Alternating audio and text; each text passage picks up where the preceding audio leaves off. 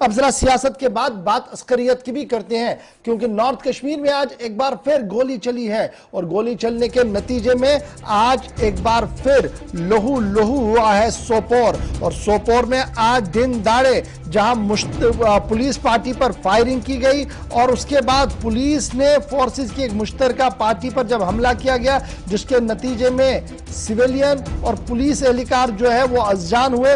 उसके बाद यहां पर बड़े पैमाने पर तलाशी कार्रवाई भी शुरू की। तस्वीरें आपके सामने है कि किस तरीके से रेस्क्यू रिलीफ चलाया गया वहां पर। उसके बाद बड़े पैमाने पर सर्च ऑपरेशन चलाया गया, लेकिन बयान जारी किया गया आईजीपी कश्मीर की तरफ से।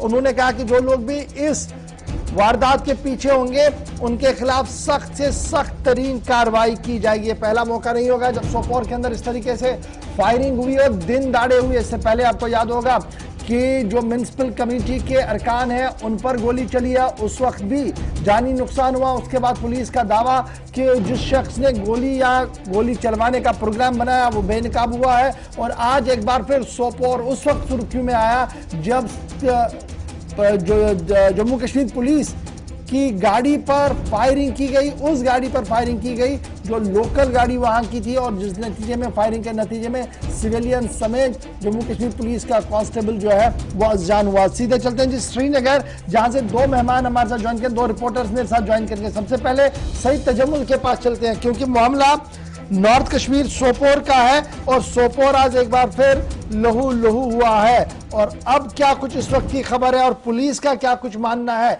बहुत शुक्रिया जी सईद तजम्मुल हमारे साथ ज्वाइन करने के लिए। सोपोर के इंसिडेंट को मैं अभी देख रहा हूं तो सभी सियासी जमातों ने cutting across there political ideology इस पूरे मामले की मजम्मत की है। और महबूबा मुफ्ती का बयान भी आ चुका है इस पूरे मामले पर, फारूक अब्दुल्ला, उमर अब्दुल्ला का बयान आया है। लेकिन ग्राउंड रियलिटी आपसे जानना चाहूंगा इन सियासी बयानों के पस मंजर के बाद। बहुत बहुत शुक्रिया इशफाक साहब। जम्मू कश्मीर में शुमारी कश्मीर के कस्बा सोपोर में सुबह के वक्त दिन दहाड़े गोलियां चलाने के बाद जिस वक्त डायरेक्टर जनरल पुलिस ने अभी रिटर्निंग सेरेमनी में अपनी तकरीर की और तकरीर के दौरान उन्होंने कहा कि हमें बिल्कुल पता है कि किन किन इशारों से हो रहा है और जो भी हमलावर होंगे उन्हें बख्शा नहीं जाएगा। लेकिन दूसरी तरफ जब आप जम्मू कश्मीर में सोपोर इलाके की बात करें तो इस तरह की वारदातें जिस तरह से आपने कहा पहली बार नहीं हुई है, लेकिन जम्मू कश्मीर में गुज़श्ता एक महीने से मिलिटेंसी के इस तरह के वारदातों में दोबारा रोनमा हुए वाकयात को लेकर जम्मू कश्मीर पुलिस की अगली स्ट्रेटेजी या हिकमत अमली क्या कुछ होगी, उससे कबल सियासी लीडरान ने भी अपना पस मंजर जाहिर किया और सजाद गनी लोन ने अपना लगातार दूसरा ट्वीट किया। पहले आपको याद होगा जब त्राल में म्युनिसिपल कमेटी के चेयरमैन और भाजपा के सीनियर कायद राकेश पंडिता पर नजदीक से गोलियां चलाई, जाम बैक हुई, उस वक्त भी उन्होंने कहा था कि जो शख्स जो लड़के जो भी मिलिटेंट इसमें मुलजिम के खिलाफ सख्त कानूनी कार्रवाई की जानी चाहिए। सजादों ने आज भी इन 4 घरानों का हवाला देते हुए कहा कि बेवाओं की तादाद बढ़ रही है और मिलिटेंट जो लोकल अगर होंगे तो वो भी इसी सरजमीन से हैं। और उसके बाद जब आप जम्मू कश्मीर पुलिस के एहलकारों की बात करें, एक का ताल्लुक नाराबल से, एक का ताल्लुक बीरवा से है। 2 मकामी शहरी दोनों सोपोर के महाराजपुरा और शालपोरा से इनका ताल्लुक है। जिस वक्त वो अपनी नींद सुला दिए गए, इस पर सजाद लोन ने जबरदस्त ट्वीट जारी करते हुए कहा कि जो भी लोग ये कर रहे हैं उन्हें वापस इस खून का जो मामला है इसको रोकना होगा।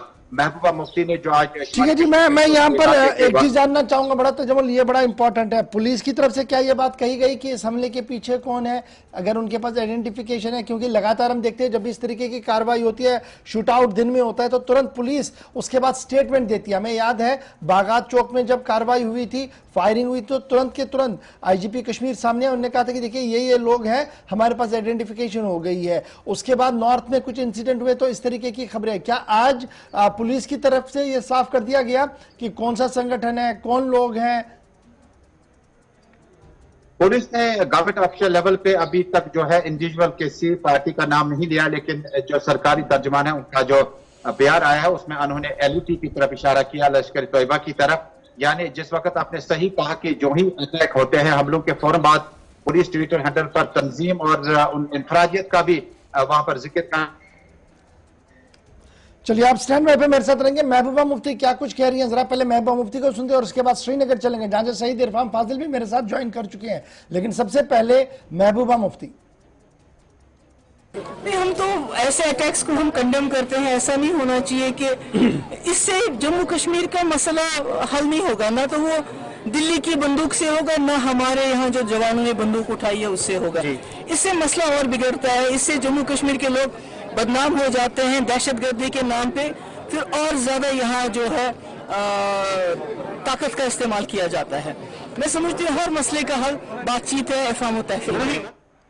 बंदूक से मसले का हल नहीं होगा, और अगर ऐसा ही चलता रहा तो सूरत हाल खराब हो सकती है। और दिल्ली में बैठे पॉलिसी मेकर्स को ये हथियार मिलता है कि यहां पर किस तरीके से काम आगे बढ़ाना है, मानना है महबूबा मुफ्ती का। लेकिन आज बाज़ाब्ता तौर पर श्रीनगर के अंदर लॉकडाउन भी था, और लॉकडाउन के बीच माना गया कि सिक्योरिटी ड्रिल भी काफी ज्यादा बढ़ा दिया गया। सीधे चलते हैं जी श्रीनगर, मेरे साथ सईद इरफान फाजिल ने ज्वाइन कर लिया। फाजिल, बहुत शुक्रिया जी ज्वाइन करने के लिए। सबसे पहले ये बताइएगा कि आज कोरोना लॉकडाउन था और वीकेंड लॉकडाउन का हाल कैसा है, कितना इसे इंप्लीमेंट इस वक्त माना जा रहा है, और कितनी धज्जियां बिखेरी जा रही हैं डलगेट और आसपास के इलाके के अंदर?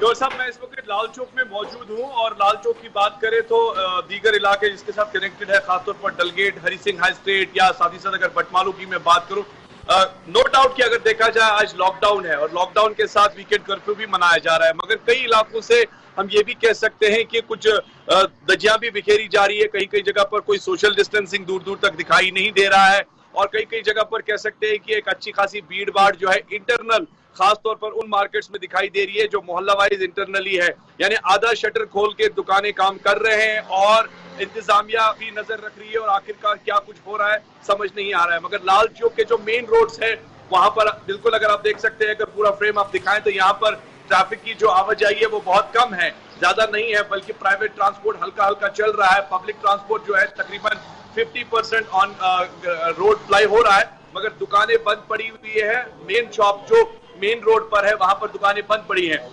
अमीरा कदर, हरी सिंह हाई स्ट्रीट या बटमालू के जो मेन रोड्स है वहां पर खारदार तार से मैक्सिमम रोड्स को बंद कर दिया गया है ताकि ट्रैफिक की मूवमेंट ज्यादा वहां दिखाई ना दे, कोई वायलेशन ना हो। मगर इंटरनली अगर मैं बात करूं, कई सारे ऐसे इलाके हैं जहां पर आज भी वीकेंड कर्फ्यू में भी कारोबारी इदारे जो है आधी दुकानें खोल के काम को अंजाम दे रहे हैं।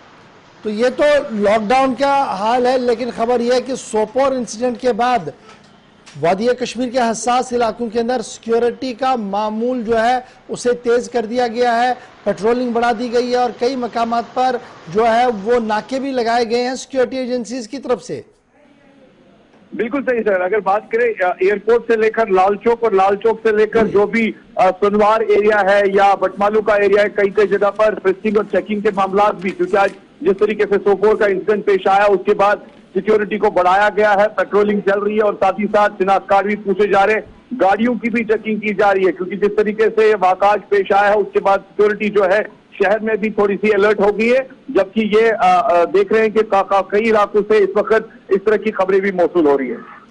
बहुत बहुत शुक्रिया जी सईद इरफान फाजिल हमारे साथ ज्वाइन करने के लिए। और इरफान बता रहे थे कि सूरत हाल किस तरीके की बनी है, लॉकडाउन के भी सिक्योरिटी भी टाइट कर दी गई है, ताहम लॉकडाउन का पूरा असर न सिर्फ श्रीनगर के अंदर देखने को मिल रहा है बल्कि दीगर अजला के अंदर भी इसका असर जो है वो देखने को